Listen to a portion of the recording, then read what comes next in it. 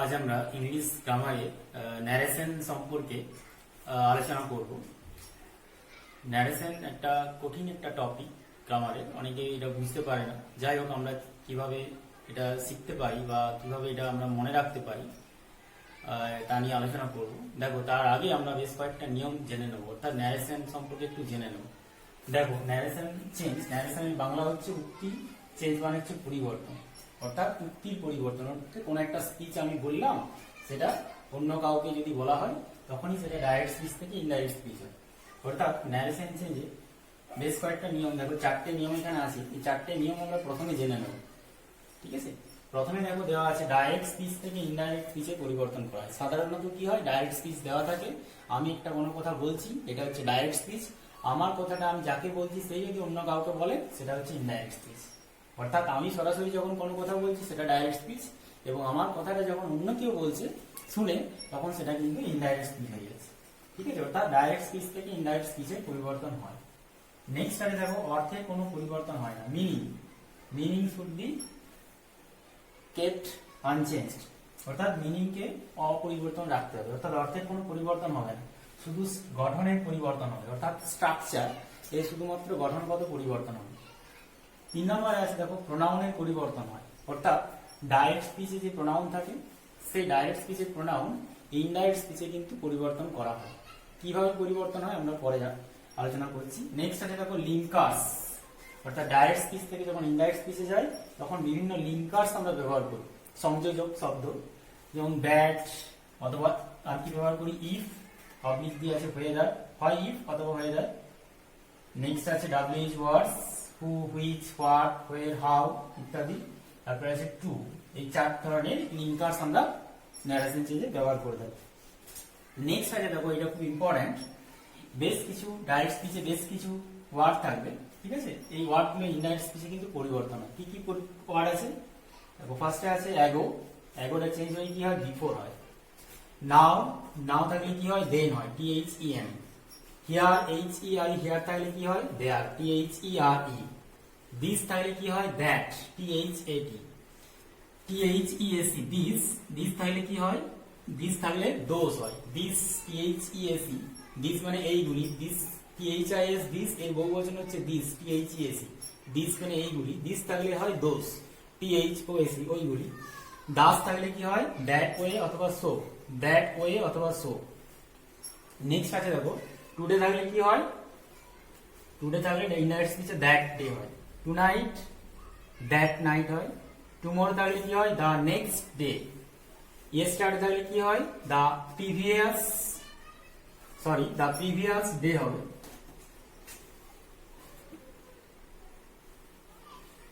The previous day হবে।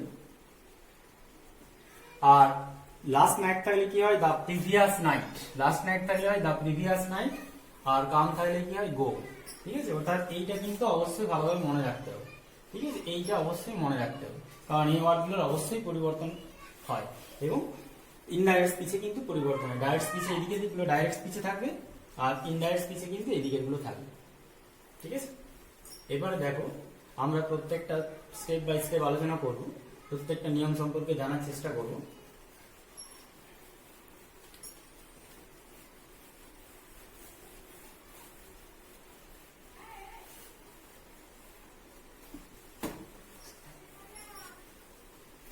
দেখো, একটা আমরা ডাইরেক্ট স্পিচ লিখছি, দা বয়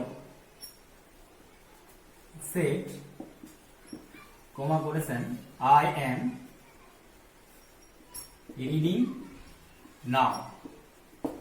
এইটা হচ্ছে ডাইরেক্ট স্পিচ। দেখো, তাহলে ডাইরেক্ট স্পিচ আমরা কিভাবে আইডেন্টিফাই করব? দেখো, কমা থাকবে, এটা হচ্ছে রিপোর্টিং ভার্ব, এটাকে আরভি বলা হয়, বা শর্ট ফর্মে আরভি বা ফুল ফর্ম হচ্ছে রিপোর্টিং ভার্ব। আর এটা হচ্ছে রিপোর্টেড স্পিচ, এটাকে RS বলা হয়, রিপোর্টেড স্পিচ। অর্থাৎ ডাইরেক্ট স্পিচে রিপোর্টিং ভার্ব থাকবে এবং রিপোর্টেড স্পিচ থাকবে। রিপোর্টিং ভার্বের পর কমা থাকবে এবং রিপোর্টেড স্পিচটা ডবল কোটেশনের মধ্যে থাকবে। তাহলে এইভাবে আমরা কমা এবং ডবল কোটেশন দেখে আমরা এটা আইডেন্টিফাই করবো, এটা ডাইরেক্ট স্পিচে আছে, ঠিক আছে? তাহলে মনে রাখতে হবে, ডাইরেক্ট স্পিচ সাধারণত দুটো পার্ট থাকে, একটা হচ্ছে আরভি অর্থাৎ রিপোর্টিং ভার্ব থাকবে, আরেকটা পার্ট থাকে সেটার নাম হচ্ছে RS অর্থাৎ রিপোর্টেড স্পিচ। ঠিক আছে, এটা আমরা একটু মনে রাখার চেষ্টা করব। এবারে হচ্ছে দেখো প্রত্যেকটা নিয়ম আমরা আলোচনা করব। এক নাম্বার হচ্ছে দেখো টেন্স অনুযায়ী আমরা আলোচনা করব। টেন্স অনুযায়ী যে নিয়মগুলো আছে আমরা একটা একটা এর মধ্যে আলোচনা করার চেষ্টা করব। আরবি মানে কি বলেছিলাম? Reporting verb. আরবি যদি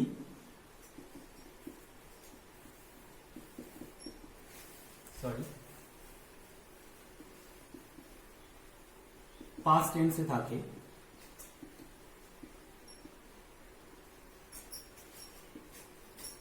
তাহলে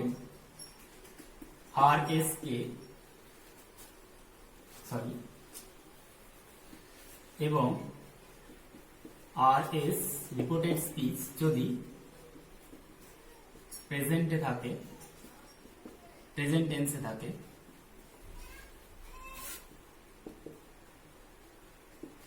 তাহলে কে পাস্ট টেন্সে পরিবর্তন করতে হয়।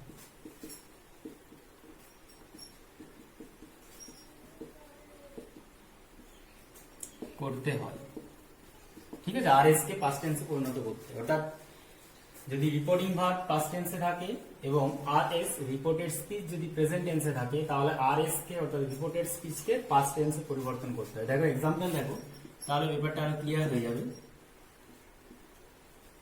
The girl said, comma quotation,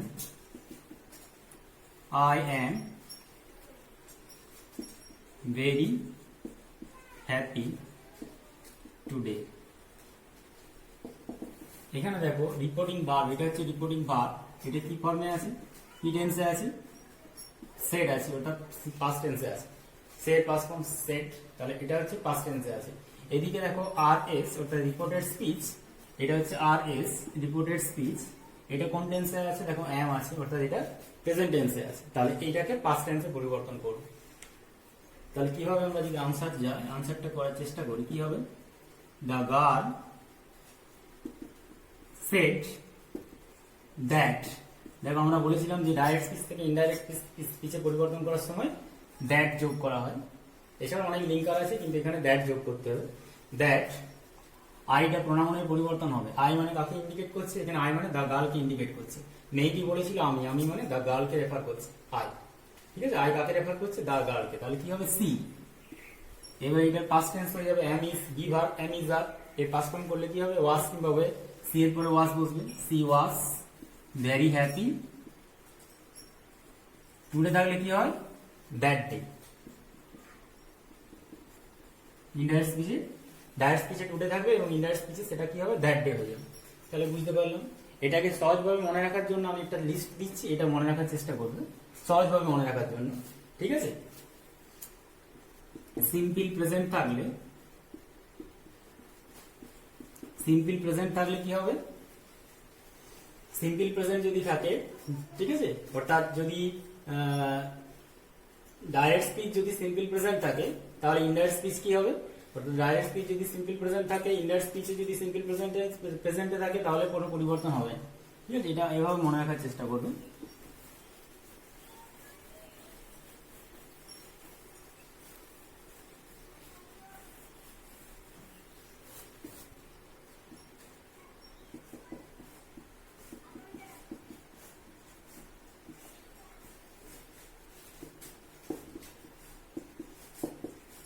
reporting verb R reported speech.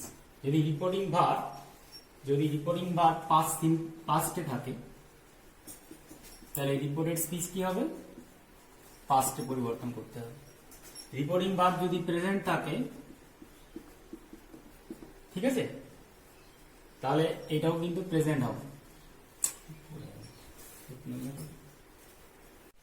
এবার দেখো ডাইরেক্ট স্পিচ থেকে ইনডাইরেক্ট স্পিচে যাওয়ার সময় আমাদের কি কি টেন্সের কি কি পরিবর্তন হবে এই লিস্টটা মনে রাখার চেষ্টা করবে। ডাইরেক্ট স্পিচে দুটো পার্ট থাকে, রিপোর্টিং ভার্ব আর হচ্ছে রিপোর্টেড স্পিচ।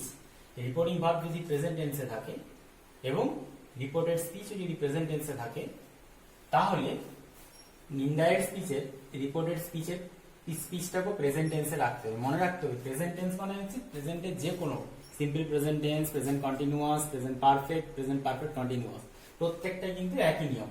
দুটোই যদি প্রেজেন্টে থাকে এটাও প্রেজেন্ট টেন্সেই থাকবে। ঠিক আছে। আরেকটা জিনিস মনে রাখবে যে আরভি রিপোর্টিং ভার্বে এইটার কিন্তু কোনো পরিবর্তন হবে না। ঠিক আছে, এটা একই থাকবে, শুধু ইনডাইরেক্ট স্পিচে কি পরিবর্তন হবে, রিপোর্টেড স্পিচটার পরিবর্তন হবে, রিপোর্টেড স্পিচের টেন্সের পরিবর্তন হবে।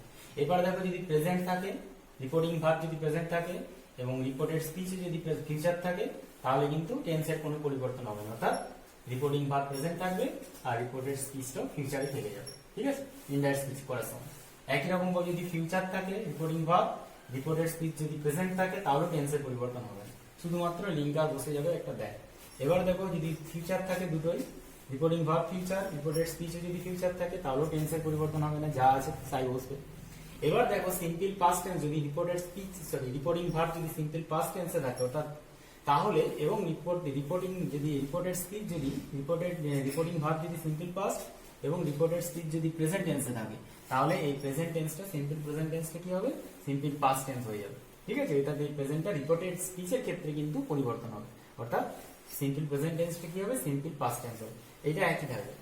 এবার দেখো রিপোর্টিং ভার্ব যদি সিম্পল পাস্ট টেন্সে থাকে, রিপোর্টেড স্পিচ যদি সিম্পল পাস্ট টেন্স, দুটোই যদি টেন্সে থাকে অর্থাৎ দুটোই যদি পাস্ট ফর্মে থাকে, পাস্ট টেন্সে থাকে সিম্পল পাস্ট টেন্সে, তাহলে রিপোর্টেড স্পিচটা কি হবে, ইনডাইরেক্ট স্পিচে পাস্ট পারফেক্ট টেন্স হবে। ঠিক আছে, আবার এটা যদি সিম্পল পাস্টে থাকে রিপোর্টিং ভার্ব, আবার রিপোর্টেড স্পিচ যদি পাস্ট কন্টিনিউয়াস টেন্সে থাকে তাহলে কি হবে, পাস্ট রিপোর্টেড ইনডাইরেক্ট স্পিচে রিপোর্টেড স্পিচটা কি হবে, পাস্ট পারফেক্ট কন্টিনিউয়াস টেন্স হবে। আমরা উদাহরণের সাহায্যে বোঝার চেষ্টা করব, দেখে নাও।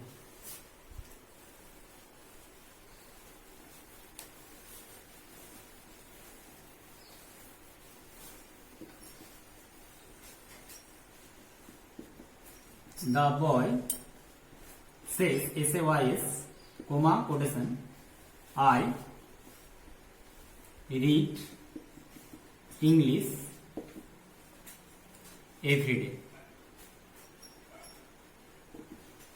এখানে দেখো লক্ষ্য করো রিপোর্টিং ভার্ব প্রেজেন্ট টেন্সে আছে, সে S-A-Y-S এটা ইন্ডিকেট করছে প্রেজেন্ট টেন্স, আবার রিপোর্টেড স্পিচও দেখো প্রেজেন্ট টেন্সে আছে, রিড আছে, আই রিড ইংলিশ এভরিডে, তাহলে দুটোই প্রেজেন্ট টেন্সে আছে, সুতরাং টেন্সের পরিবর্তন হবে না। উত্তরটা কি হবে, the boy Sage S-A-Y-S that, আইটা কি হবে, প্রোনাউনের পরিবর্তন হবে, আই ইন্ডিকেট করছে দ্য বয় কি, তাহলে হি হবে, দ্যাট হি রিড, রিডের সঙ্গে কি যোগ হবে, এস যোগ হবে, কারণ read third person singular, he reads English everyday,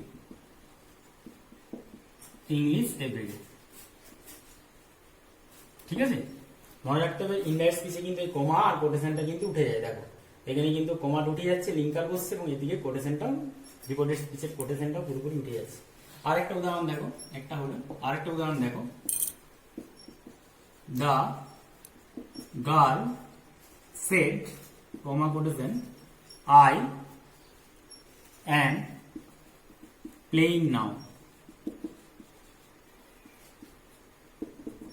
এখানে লক্ষ্য করো দেখো রিপোর্টিং ভার্ব সেড আছে, পাস্ট টেন্সে আছে, সিম্পল পাস্ট টেন্স, আবার রিপোর্টেড স্পিচটা দেখো I am playing now, continuous tense, present continuous বা প্রেজেন্ট টেন্সে আছে, তাহলে এটা পাস্ট, এটা কন্টিনিউয়াস, প্রেজেন্ট কন্টিনিউয়াস, তাহলে এটাকে কি করতে হবে, রিপোর্টেড স্পিচটাকেও পরিবর্তন করতে হবে, অর্থাৎ পাস্টে করতে হবে, প্রেজেন্ট কন্টিনিউয়াস টেন্স থাকলে কি হবে, পাস্ট কন্টিনিউয়াস হয়ে যাবে। তাহলে উত্তরটা কি হবে, the girl said, comma quotation, আইটা কি হবে, সরি কমা কোটেশন হবে, that, the girl said that, I কাকে ইন্ডিকেট করছে, দ্য গার্লকে, তাহলে সি হয়ে যাবে, that she am uh am playing, past continuous টেন্সের গঠনটা কি, সাবজেক্টের পর ওয়াজ পাওয়া, তাহলে এম এর পাস্ট ফর্ম হচ্ছে কি ওয়াজ কিংবা ওয়ে, তাহলে সি ওয়াজ প্লেইং নাও, তাহলে কি হয় দেন।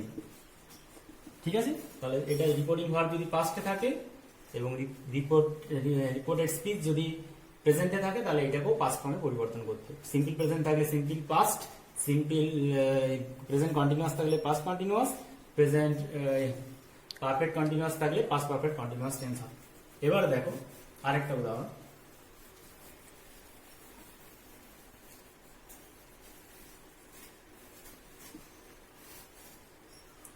I shall say, comma quotation, I shall do it. এখানে দেখো দুটোই কিন্তু ফিউচার টেন্সে আছে, শ্যাল সে, শ্যাল ডু, দুটোই future, reporting verb future, reported speech future. সুতরাং এক্ষেত্রেও কিন্তু টেন্সের পরিবর্তন হবে না, শুধুমাত্র দেখবো উত্তরটা দেখো, আনসারটা দেখো। I shall say that, I shall do it. এখানে দেখো প্রোনাউনের পরিবর্তন হচ্ছে না, কেন? কারণ এই আই এক, রিপোর্টিং ভার্বের আই এবং রিপোর্টেড স্পিচের আই দুটো প্রোনাউন সেম, তার জন্য কিন্তু প্রোনাউনের কোনো পরিবর্তন হচ্ছে না। ঠিক আছে, এবারে আমরা আলোচনা করব অন্যান্য নিয়মগুলো। ঠিক আছে,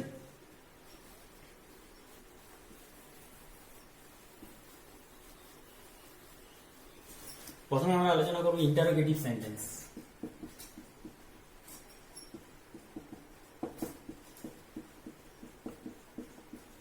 আমাদের প্রথমে মনে রাখতে হবে যে ইন্টারোগেটিভ সেন্টেন্স মানে হচ্ছে প্রশ্নবোধক বাক্য। প্রশ্নবোধক বাক্য আমরা দুভাবে তৈরি করি, একটা হচ্ছে ডাব্লিউএইচ ওয়ার্ডস দিয়ে তৈরি করি, অর্থাৎ বিভিন্ন ডাব্লিউএইচ ওয়ার্ড থাকবে, হু, হুইচ, ঠিক আছে, হু, হুইচ, হাউ, বিভিন্ন ডাব্লিউএইচ ওয়ার্ড থাকবে।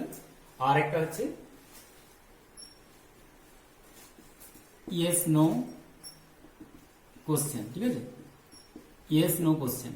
ইয়েস নো কোশ্চেন মানে হচ্ছে কি দিয়ে তৈরি করা হয়? এটা সাধারণত হেল্পিং ভার্ব দিয়ে তৈরি করা হয়।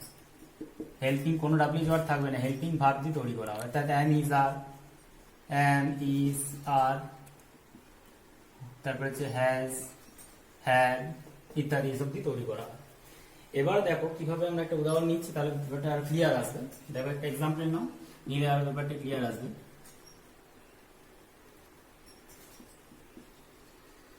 The old man said to me, comma quotation, why are you angry with me? Quotation close, question mark, quotation close। এখানে দেখো the old man said to me, why are you angry with me?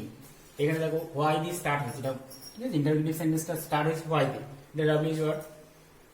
তাহলে কিভাবে উত্তরটা হবে দেখো, যেহেতু প্রশ্নবোধক বাক্য, রিপোর্টিং ভার্বের কিন্তু এই সেড টুটা অবশ্যই হবে আস্কড। ঠিক আছে, আস্কড অথবা ইনকোয়ার, আমরা আস্কডে ব্যবহার করি। সরি হবে the old man asked।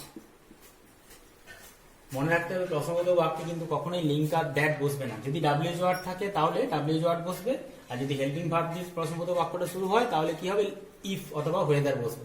তাহলে এটা যেহেতু ডাব্লিউএইচ ওয়ার্ড আছে, আমরা ডাব্লিউএইচ ওয়ার্ড বসাবো, দ্যাট কিন্তু কখনোই বসবে না।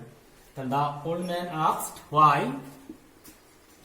এরপরে দেখো আর ইউ, এখানে হেল্পিং ভার্বটা আগে আছে, তারপরে সাবজেক্ট আছে, কিন্তু যখন ইনডাইরেক্ট স্পিচ করবো তখন সাবজেক্টকে আগে লিখবো, তারপরে হেল্পিং ভার্ব লিখবো। তাহলে এখানে ইউ হচ্ছে সাবজেক্ট, কাকে ইন্ডিকেট করছে? ইউ মানে হচ্ছে মিকে ইন্ডিকেট করছে, তাই তো? এখানে ইউ মানে কাকে?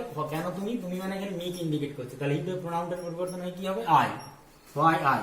এরপরে দেখো এটা am, is, are, be verb আছে, প্রেজেন্ট ফর্মে আছে, এটা পাস্ট ফর্মে আছে, সেট, তার জন্য এটাকে পাস্ট ফর্ম করে দেবো। তাহলে আর এর পাস্ট ফর্ম কি হবে? পাস্ট হয়ে, তাহলে I was, why I was angry with. এখানে লক্ষ্য করো মি কাকে ইন্ডিকেট করছে? দা ওল্ড ম্যানকে ইন্ডিকেট করছে। তাহলে মিয়ের পরিবর্তে কি লিখবো? এখানে প্রোনাউনটা চেঞ্জ হবে উইথ হিম। ঠিক আছে, তাহলে এটা ডাব্লিউএইচ ওয়ার্ড দিয়ে হবে। এরপরে দেখো হেল্পিং ভার্ব দিয়ে একটা প্রশ্নবোধক বাক্য।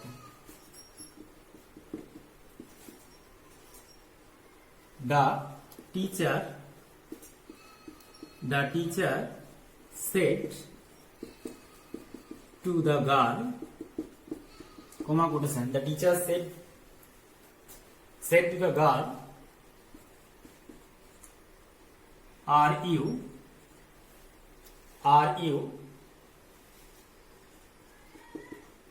doing something? Are you doing something, তুমি কি কিছু করছো? Are you doing something. এখানে দেখো টিচার জিজ্ঞেস করছে মেয়েটিকে যে তুমি কি কিছু করছো। এখানে দেখো প্রশ্নবোধক বাক্যটা মানে ইন্টারোগেটিভ সেন্টেন্সটা স্টার্টস হচ্ছে হেল্পিং ভার্ব দিয়ে, আর দিয়ে। সুতরাং এক্ষেত্রে কিন্তু আমরা যেহেতু ডাব্লিউএইচ ওয়ার্ড নেই, সেহেতু লিঙ্কার হিসেবে কাকে ব্যবহার করবো? ইফ অথবা ওয়েদার। উত্তরটা কি হবে? দ্য টিচার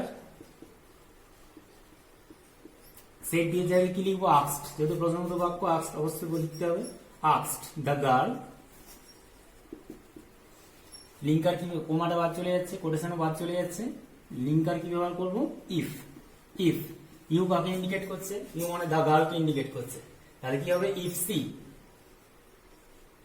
সি এরপরে হেল্পিং ভার্বের কাজ, আর এরপরে আর যেহেতু বি ভার্ব প্রেজেন্ট ফর্মে আছে এটা পাস্ট ফর্ম হবে, কারণ এখানে সেড আছে, লক্ষ্য করো সেড বা আস্কড পাস্ট ফর্মে আছে, তাহলে এটাকেও পাস্ট ফর্মে করব। If C was, if C ওয়াজ মনে রাখতে হবে, অ্যামিজার থাকলে ওয়াজ এর বস। ইফ সি ওয়াজ ডুইং, বা এটা মনে রাখতে হবে টেন্সের দিক থেকে মনে রাখতে পারো প্রেজেন্ট কন্টিনিউয়াস টেন্সে আছে, পাস্ট কন্টিনিউয়াস টেন্স হচ্ছে, ঠিক আছে, পরিবর্তন। If C was doing something, শেষে কিন্তু মনে রাখতে হবে কোশ্চেন মার্কটা কিন্তু বাদ দিতে হবে, কোশ্চেন মার্ক কিন্তু বসবে না, শেষে ফুল স্টপ হবে, এবং কোটেশনও বাদ, কোটেশন দেওয়া যাবে না, ঠিক আছে। এরপরে দুটো এই নিয়মটা বুঝতে পারলাম। এরপর আমরা আলোচনা করব ইম্পারেটিভ সেন্টেন্স।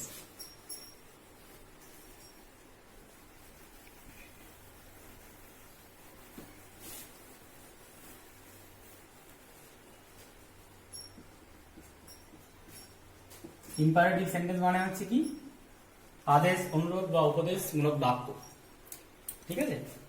দেখো এক্সাম্পল দেখো, তাহলে ব্যাপারটা আরো ক্লিয়ার হবে। তাহলে এটার গঠনটাও আমরা মনে রাখতে পারি, যদি গঠন মনে রাখবো বলি তাহলে এভাবে কিন্তু গঠনগুলো মনে রাখতে পারি, ঠিক আছে। যদি আমরা ইনডাইরেক্ট, ডাইরেক্ট থেকে ইনডাইরেক্ট, ডাইরেক্ট থেকে যখন ইনডাইরেক্ট যাব, ঠিক আছে, তখন এই গঠনটার সাহায্যে আমরা কিন্তু উত্তরটা করতে পারি। কি কি হবে, তাহলে ডাইরেক্ট স্পিচ থেকে ইনডাইরেক্ট স্পিচে পরিবর্তন করার সময় গঠনটা মনে রাখবে, সাবজেক্ট যুক্ত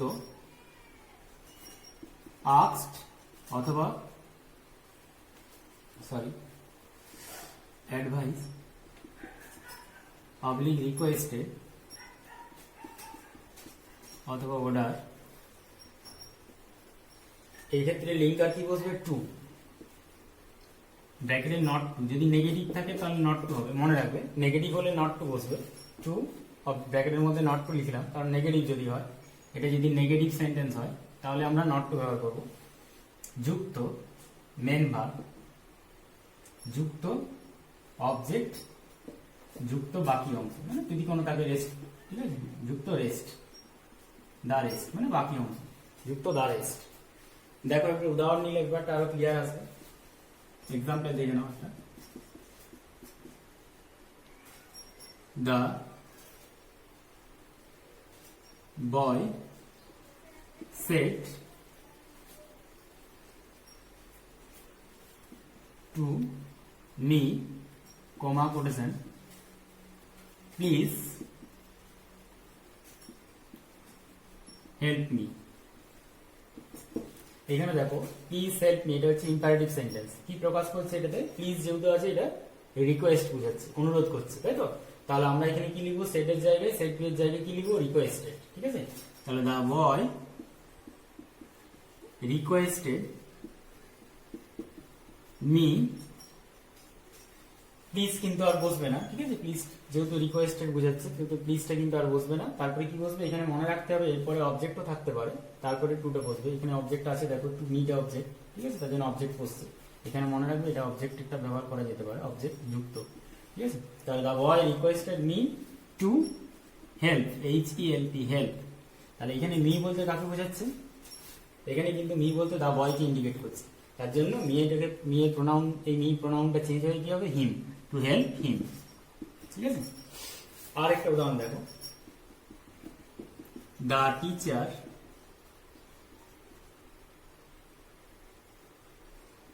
said to the students, comma quotation, read the text, read the textbook, comma quotation, full stop quotation close। তাহলে এখানে দেখো, এখানে কি said to the read the textbook, এটা কি ধরনের বাক্য, এটা ইম্পারেটিভ সেন্টেন্স, কিন্তু কি প্রকাশ করছে, অর্ডার। টিচার স্টুডেন্টদের বলছে, শিক্ষক মহাশয় ছাত্রছাত্রীদের বলছেন যে পাঠ্য বইটি পড়ো, তাহলে এখানে এটা ইম্পারেটিভ সেন্টেন্স এবং এটাতে অর্ডার প্রকাশ পাচ্ছে, তাহলে কি হবে, উত্তরটা সেট বি এর জায়গায় এখানে কি লিখবো, অর্ডার লিখবো। The teacher order the students, এখানে মনে রাখতে হবে অর্ডারের পরে টুটা বসবে না, কিন্তু সেট টু থাকলে বাকি ক্ষেত্রে সেট টু থাকলে টোল্ড হয়, সেট টু থাকলে অর্ডার বা যে যাই পরিবর্তন হোক না কেন টুটা কিন্তু বসবে না, শুধুমাত্র টুটা সেট টু এর পরেই বসবে। সেট টু থাকলে টোল্ড হয়, ঠিক আছে, কিন্তু এখানে মনে রাখতে হবে সেট টু এর পরে টুটা বসবে, বাকি অন্যান্য চেঞ্জ যখন হবে তারপরে টুটার বসবে না। The teacher order the students to read the text book. এই ক্ষেত্রেও দেখো একই রকম হচ্ছে, কমা আর কোটেশনটা উঠে যাচ্ছে, ঠিক আছে, বাদ যাচ্ছে।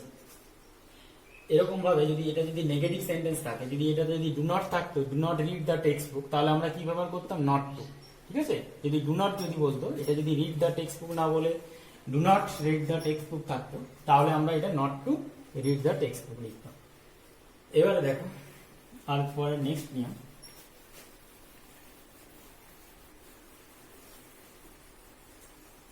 এবার আলোচনা করবো আমরা অপটেটিভ সেন্টেন্সকে, ঠিক আছে। এরপর আমরা আলোচনা করবো অপটেটিভ। অপটেটিভ সেন্টেন্স মানে ইচ্ছা বা প্রার্থনা সূচক, ঠিক আছে। ইচ্ছা উইশ বা প্রেয়ার বোঝাবে, উইশ বা প্রেয়ার, ঠিক আছে, উইশ বা প্রেয়ার, উইশ বা প্রেয়ার, ইচ্ছা বা প্রার্থনা সূচক বাক্য। সাধারণত এটা কিভাবে স্টার্ট হয়, লেট দিয়ে শুরু হয়, ঠিক আছে, সরি মে দিয়ে স্টার্ট হয়, মনে রাখবে ইচ্ছা বা প্রার্থনা বোঝাচ্ছে, মে দিয়ে শুরু হয়, সাধারণত বাক্যগুলো প্রত্যেকটা মে দিয়ে স্টার্ট হয়, স্টার্ট উইথ মে।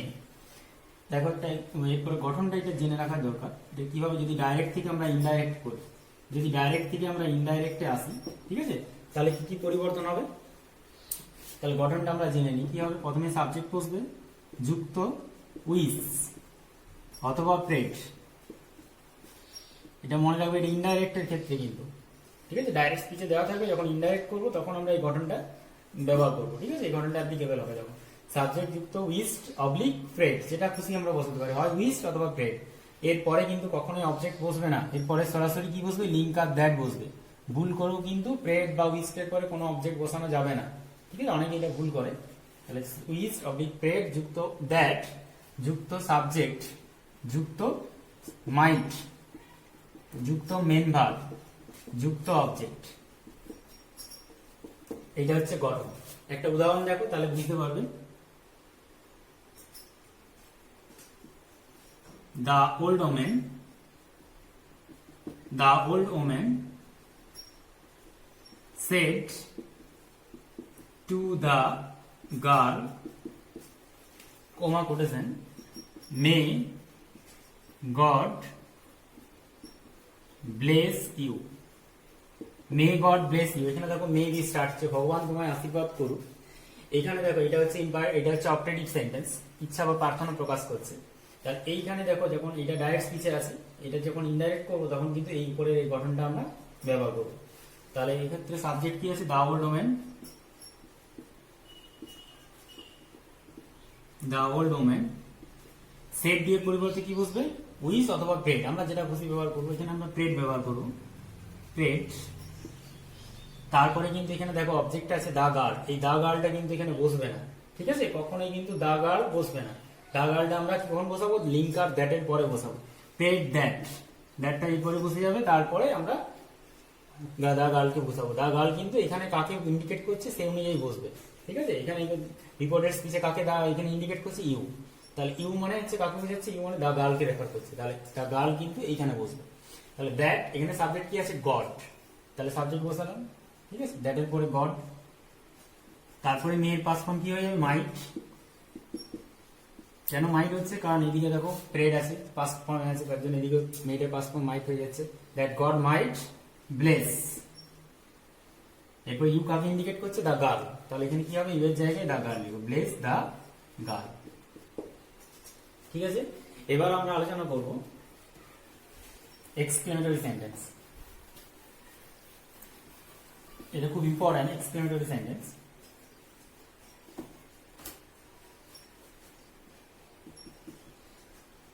এক্সক্লেমেটরি, এটা হচ্ছে very very important exclamatory sentence.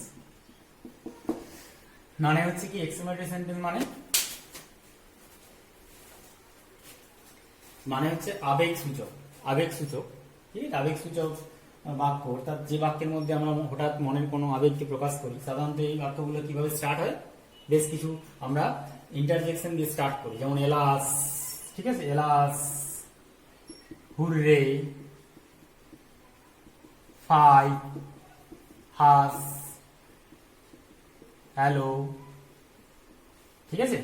এইরকম আমরা আরো হয় ও এইচ ও, ঠিক আছে, এইগুলো দিয়ে আমরা কিন্তু স্টার্ট করি, ঠিক আছে। এক্ষেত্রে এটার গঠনটা আমরা তাহলে ডাইরেক্ট স্পিচ থেকে কিভাবে ইনডাইরেক্ট স্পিচে যাব, এটার থেকে ডাইরেক্ট স্পিচ থেকে যখন ইনডাইরেক্ট স্পিচে আসবো তখন আমরা এই গঠনটা সাহায্য নেব। গঠনটা কি? গঠনটা হচ্ছে সাবজেক্ট যুক্ত এক্সক্লেমড, CLAIMED, এক্সক্লেমড অথবা ক্রাইড আউট। আমরা যেটা খুশি ব্যবহার করতে পারি, এক্সক্লেমড অথবা ক্রাইড আউট। এটা যদি কারো কঠিন লাগে কেউ ক্রাইড আউট ইউজ করতে পারে, ঠিক আছে। এরপরে উই যুক্ত উইথ অথবা ইন, আমরা যেটা খুশি ব্যবহার করতে পারি, উইথটা ব্যবহার করবো, উইথ। এরপরে যদি আনন্দ প্রকাশ, যদি এলাস দুঃখ প্রকাশ পায় তাহলে আমরা কি ব্যবহার করবো, উইথ যুক্ত সরো। যদি আনন্দ প্রকাশ পায়, হুররে থাকে, তাহলে কি হবে, জয়। যদি ফাই ঘৃণা প্রকাশ করে তাহলে আমরা কি লিখবো, বিরক্তি প্রকাশ। তাহলে ঘৃণা মানে fie you are a liar, ছি তুমি মিথ্যাবাদী, ঘৃণা প্রকাশ পাচ্ছে, তাহলে কি করবো আমরা, হেট্রেড অথবা ডিসগাস্ট, ঠিক আছে। হেট্রেড অথবা আমরা ডিসগাস্ট ব্যবহার করতে পারি, বিরক্তি প্রকাশ করছি, ঠিক আছে, ইত্যাদি এগুলো থাকবে, ঠিক আছে। তারপর কি হবে, যুক্ত সাবজেক্ট, তারপরে এক্সক্লেম অথবা ক্রাইড আউট যুক্ত উইথ, তারপরে যে কোনো একটা থাকবে, সরো অথবা জয়, যে কোনো একটা লিখবো আমরা, যেরকম থাকবে। যদি এলাস থাকে তাহলে সরো লিখবো, হুরে থাকলে জয় লিখবো, ফাই থাকলে হেট্রেড বা ডিসগাস্ট লিখবো, ঠিক আছে। যুক্ত সাবজেক্ট যুক্ত, এরপরে থাকবে দ্বিতীয় বাক্যে দ্যাট, ঠিক আছে, সরি, এরপরে দ্যাট থাকবে, দ্যাট যুক্ত দ্যাট হবে, লিঙ্কার, দ্যাট যুক্ত, এরপরে টেন্স অনুযায়ী যেরকম আছে সেরকম পরিবর্তন হবে, সাবজেক্ট যুক্ত মেন ভার্ব যুক্ত এখানে অবজেক্ট, অর্থাৎ যেভাবে যে টেন্সে থাকবে সেই টেন্স অনুযায়ী এটা পরিবর্তন হবে। একটা উদাহরণ দেখো তাহলে ব্যাপারটা আরো ক্লিয়ার আসবে হবে। দ্য বয়েজ সেড,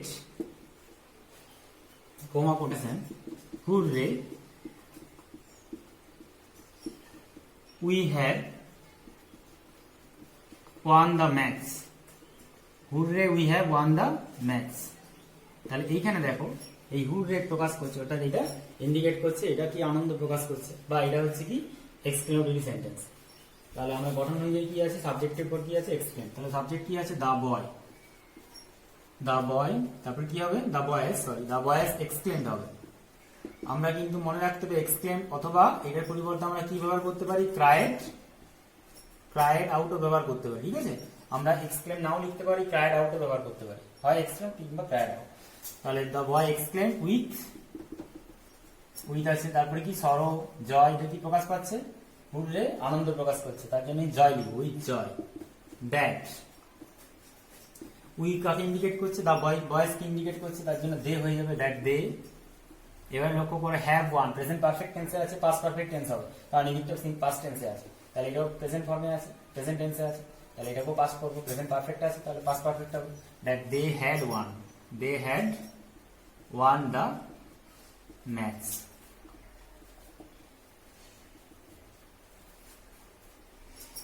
এরকম ভাবে মনে রাখতে হবে, যদি এলাস থাকে তাহলে কিন্তু আমরা একই রকম সব থাকবে, শুধু এই জায়গাটা চেঞ্জ হবে, উইথ জয়টা উইথ সরো হবে, বা আরো যেগুলো থাকবে সেগুলো পরিবর্তন হবে, ঠিক আছে। যাই হোক, আমরা এখানে শেষ করলাম। আশা করি তোমাদের ভিডিওটা ভালো লেগেছে। যদি ভালো লাগে অবশ্যই শেয়ার, সাবস্ক্রাইব এবং কমেন্ট করো। ধন্যবাদ।